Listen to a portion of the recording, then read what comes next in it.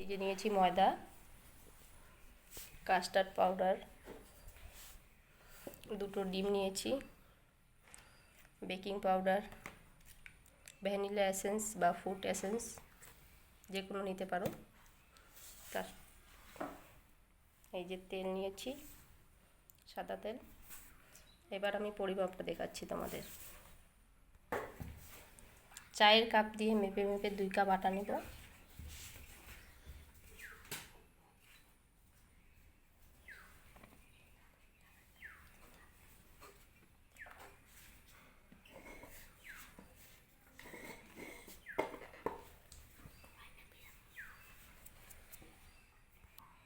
এই যে baking powder,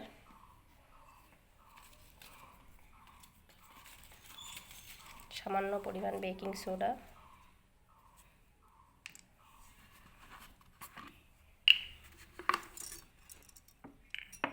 যে কাপ দিয়ে আটা নিয়েছি ওই কাপ দিয়ে হাফ কাপ দিয়ে দিব সাদা তেল। এবার সবগুলো উপকরণকে মিশিয়ে নেব ভালো করে।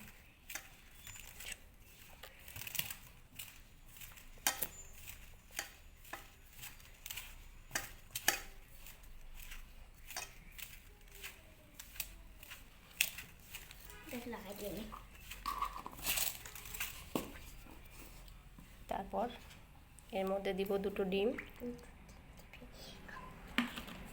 বেটি সুগার বের করতে এখানে। এবার দিব হচ্ছে 2 চামচ কাস্টার্ড পাউডার। তারপর দিয়ে দিব সুগার, চিনি। চিনি 1 কাপের মতো দিয়েছি।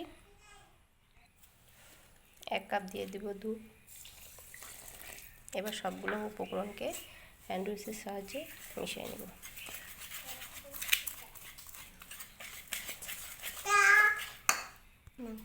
এবার দিয়ে দিব হচ্ছে এই যে ভ্যানিলা এসেন্স, সামান্য পরিমাণ দিলেই হয়ে যাবে। এই যে ব্যাটারটাকে ভালো করে মেশাতে হবে। এই যে আমার মেয়ে মেশাচ্ছে, আমার কাজে হেল্প করতেছে, ও শিখবে নাকি।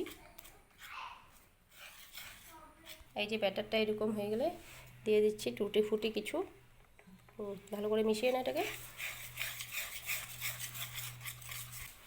এইদিকে প্রেসার কুকারে ডালি গরম হতে দিয়েছি, এটা 5 মিনিট গরম হয়ে যাক। ফ্রেন্ড, আমি বাড়ি থেকে স্কিপ করলাম, এখানে একটা গরম হওয়ার জন্য একটা তাওয়া বসিয়ে দিলাম। আমি এটা হচ্ছে কড়াইয়ে করব, তার জন্য এটাতে কেক বানাবো।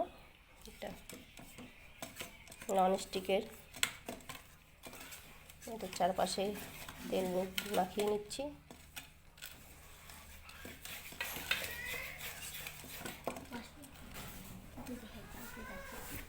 একটা সাধারণ পেপার দিয়ে দিয়েছি, নিউজ পেপার। এবার উপরে কিছু টুটি ফুটি দিয়ে দিচ্ছি যাতে দেখতে সুন্দর হয়। এটা যার পছন্দ না সে স্কিপ করতে পারে, এটা সুন্দর দেখার জন্য আমি দিয়ে দিচ্ছি। তারপর ঢেকে দিয়েছি, আর এই ছিদ্রটা একটা কাগজের সাহায্যে বন্ধ করে নেব। এটাকে রেস্টে রেখে দিব 15 থেকে 20 মিনিটের জন্য। 15 থেকে 20 মিনিট হয়ে গেছে। এদিকে তাওয়া গরম হয়ে গেছে, এটাকে এর উপরে বসিয়ে দেব। আর চুলার হিটটা দেখিয়ে দিচ্ছি, একদম লো ফ্লেমে থাকবে। 30 থেকে 40 মিনিট পর ফিরে আসছি। এই যে ফ্রেন্ড, ফিরে এলাম। এই যে কেকটা, এবার একটা কাঠির সাহায্যে দেখব কতটা হয়েছে।